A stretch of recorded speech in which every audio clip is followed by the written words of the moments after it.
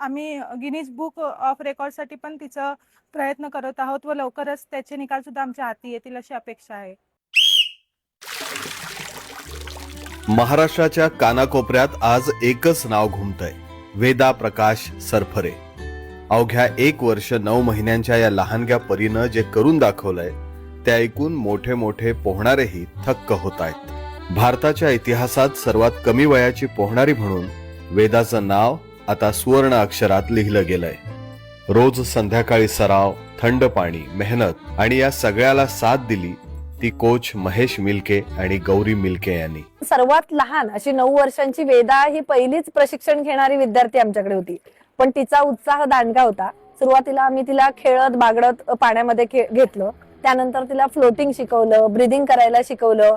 हळूहळू तिचा उत्साह एवढा वाढत होता, तिला पाण्याची आवड निर्माण झाली. त्यानंतर मी तिला थोडंसं अंतर 5 मीटर 10 मीटर अशा प्रकारे घ्यायला लागले आणि एक दिवस तिने 25 मीटर अंतर हे सहज पूर्ण करून दाखवलं.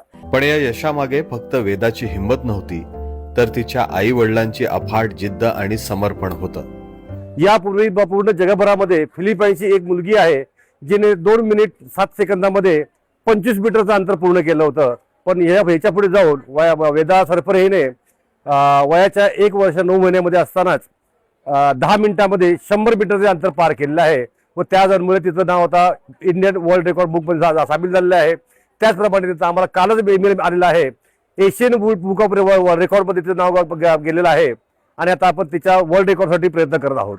भीती तर म्हणजे पहिले असं वाटायचं की बाबा करेल की नाही, म्हणजे एक आई म्हणून धाडस होत नव्हतं.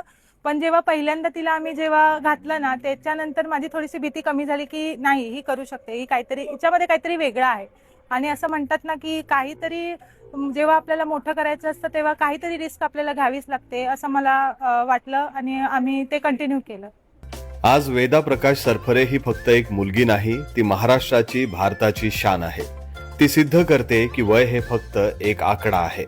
वेदानं हे दाखवून दिलंय की जर एखाद्या 2.25 वर्षाच्या मुलीला हे शक्य असेल तर तुम्हाला आम्हाला काय अशक्य आहे.